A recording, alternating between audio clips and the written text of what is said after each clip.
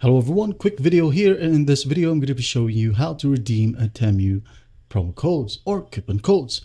Alright, first thing that you need to do here is to open up your Temu app. Now once done, go ahead and locate the use section right here, usually located at the bottom of your screen. Now just go ahead and tap on it.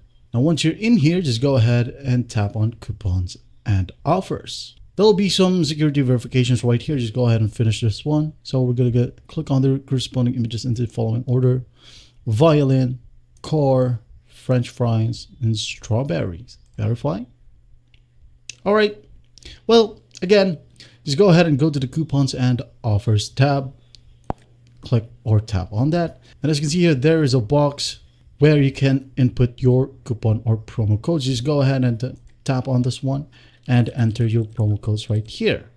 All right. Once you hit on apply, it will automatically be with your account until you make a purchase. Now, once you use the coupon, it will show in the used section right here, as well as the expired promo or coupon codes. Now, how do you do that on PC? Now, once you're in here, just go ahead and hover your mouse onto your profile.